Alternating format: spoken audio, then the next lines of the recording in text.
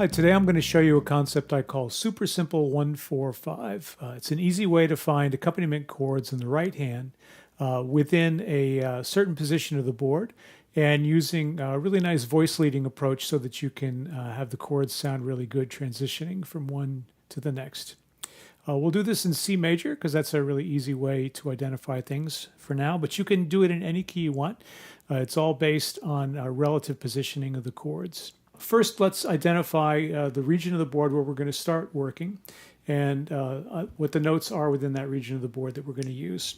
So we'll start with a third finger C major scale. So with C, with our third finger there, and this is on the B string at fret number 13, and I'm only going to use these four strings, the A, E, B, and F sharp string, and that way everybody can play along with what's on the video regardless of whatever tuning you're in. So we start with that C, and that's at fret number 13 again, and that's the root of our scale, and it'll be the root of our one chord as well. We call it the one chord because it's the chord that's rooted on the first note of the scale that forms the key that we're playing in. At this point it's C major, so C is the one chord. C major is the one chord.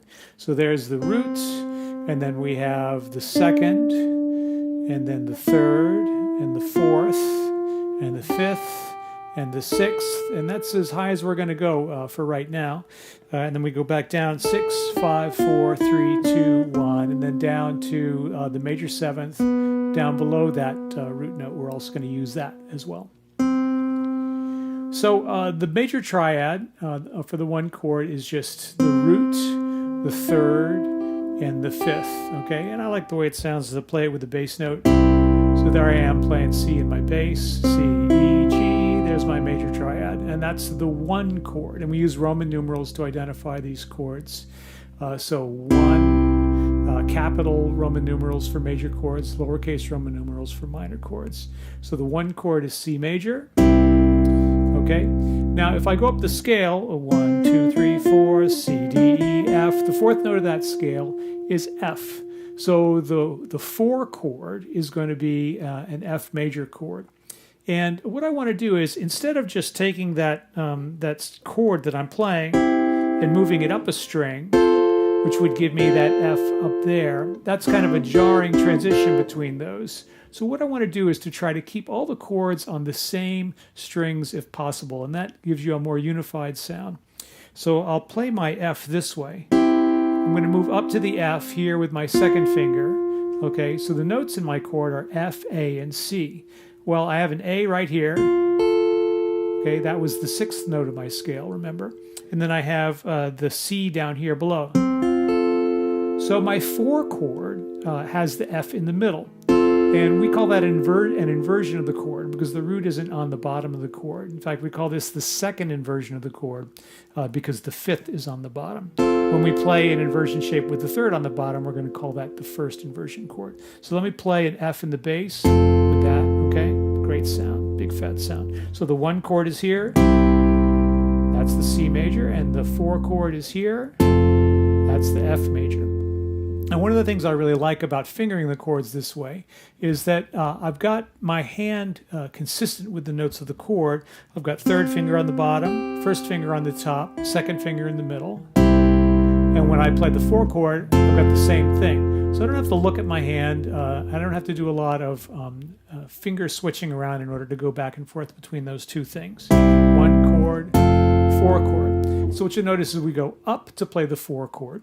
And now in order to find the 5 chord, okay, so if I go up my scales, C, D, E, F, G, that's the 5th note, okay, so that's the root of the next chord.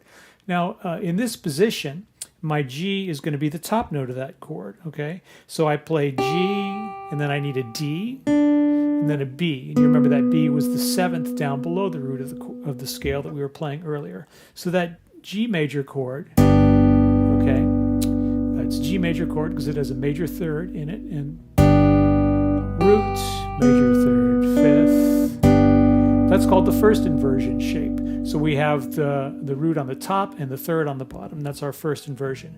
So our 5 chord is in the first inversion. Our 1 chord is in a root position shape, okay, and then our 4 chord is in the second inversion shape. So with the 5 chord, we're not using the second finger. We're just playing what's called a double stop, where we're playing the root and the 5th both with the first finger. And I can take that top note and I can move it down a whole step. And that gives me my dominant 7th. So I have my 3rd, my 5th, and my dominant 7th right there. So that gives me an alternate way to play the 5 chord. So I could play the 5 chord like this. Or I could play a dominant 7th and go back to the 1 chord. But sometimes people like to actually go up to play that dominant 7th chord. So an easy way to find that is to go to the 4 chord we were playing earlier, right? And then we're just going to move that whole shape up a whole step, and that's going to give us the 5 chord. All right, now in this case, remember it's the second inversion shape, and so that means that the root is in the middle of the chord. So there's G right there, B, D, like that. So if I want to turn that root note into the dominant 7th, then I just drop it down a whole step. I have to refinger the chord a little bit. 3rd finger, 1st finger, 2nd finger. And again, I'm still just using these 3 fingers for all these shapes. It's really easy to find the chords when you're only using the 3 fingers instead of using 4.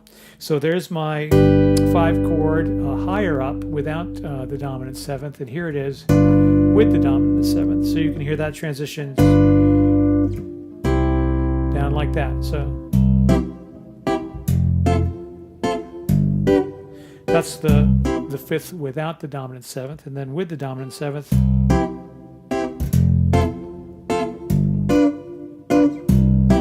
So everything is nice and close together. It's all on the same 3 strings, which is what we call voice leading the chords. The voices of the chords are leading into each other. So there's the 5 chord in the lower position that we were playing earlier. You hear how it leads. All that leads very nicely together.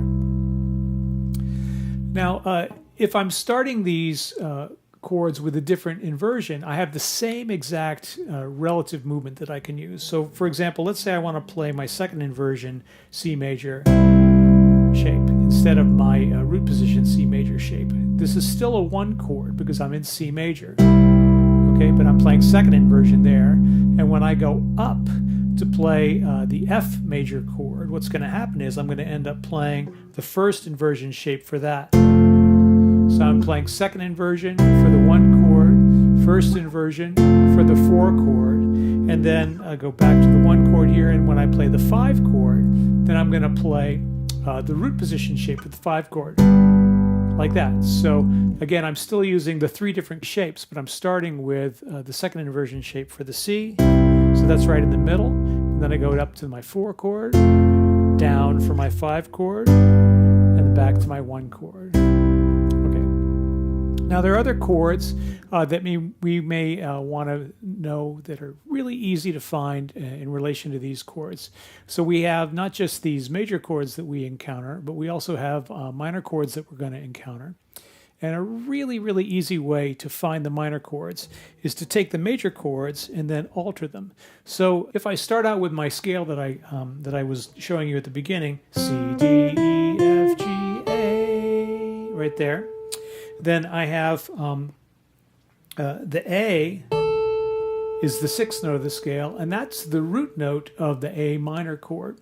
So what you'll find is that if you want to change a major chord into its relative minor chord, so in this case I'm going from C to A, C major to A minor, okay, then all I have to do is change the 5th of that major chord into the 6th, which gives me the voicing of the minor chord. So the 6th note of the scale, A, all right, and then I still have E and C. Those are the 3 notes of the minor triad.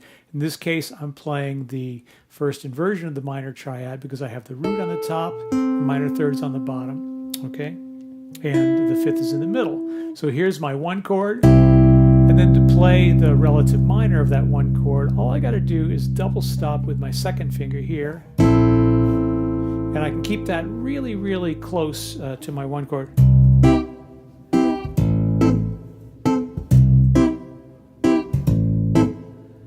So easy to find, and much easier than trying to say, well, what are the notes I need for that minor chord, when all I have to do is remember that A minor is the relative minor of the 1 chord. It's the 6th. It's the minor of the 6th note of the scale. So that's the 1 chord. And there's my 6th A minor right there. Okay. Similarly, if I was down here and I was playing that second inversion shape of the C major that I was playing earlier, and I go to the relative minor there, the 5th is on the bottom in this chord shape. So I'm going to take that 5th and I'm going to move it up a whole step. Now some people will howl and protest here and say, well, Greg, how can you play that chord comfortably? I want to use my pinky to play that chord. Well, what I suggest is that you let your index finger lay down more on the strings. You don't have to play with the tip of your index finger all the time because these strings are being activated higher up on the instrument. So if I play this chord here, my index finger is actually touching all 3 strings, but the only one you're hearing it activate is the top string. And then I come down here and I play my A minor like that. And again, my index finger is laying on these strings. It's not touching the lowest bass string, so there's no problem there. So if I have my 1 chord here, I'll go back to my original position here. 1, 4, 5, 1. Then I have 1 minor 6. Okay. Those are all very commonly occurring related chords. The 1 chord, the 4 chord, the 5 chord, and the minor 6th. And you'll see we'll use a lowercase Roman numeral to show that minor 6th to identify that. Now I can take this pattern and I can move it anywhere on the board. If I wanted to play a song in F, then I move everything to F. Here's my F. Okay, so that's my 1 chord, 4 chord, 5 chord, 1 chord, minor 6, very easy to find, no problem. And there are other chords relatively close to the chords that we're playing now that we can also find. So, for example, if you need to find the major of the 3, right? So the scale is C, D, E. That's the 3rd note, right? So if I'm going to play a major chord for the 3, E major in this case, right? That's just a half step below the 4 chord. So that's the 3, okay? And maybe I want to have a dominant. That gives me a really nice leading back to the minor 6. So I recorded an instrumental version of Hallelujah, but if I was going to be accompanying a singer, then I could use this strategy to play chords behind them. So here's, well, I heard there was a sacred chord that David played and it pleased the Lord, but you don't really care for music, do you? Now it goes like this: the 4th, the 5th, the minor fall, the major lift. And then here's what I love, because it comes in here and it goes, the baffled king. So there's the 5 chord, and then it comes down here and plays the major of the 3 chord. Composing hallelujah. Back to the 6th chord there. What? That's up out of my range pretty far. So again, the end of that was there's the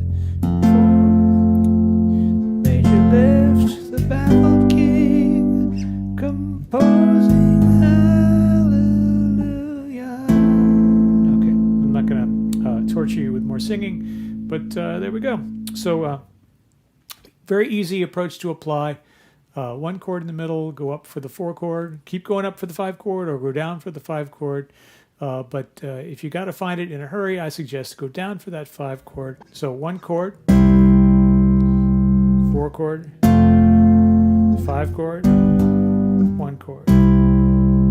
Okay, if I was playing the first inversion shape for my root chord, then I go up to the root position for the 4 chord, and then down to the second inversion shape for the 5 chord. So super simple.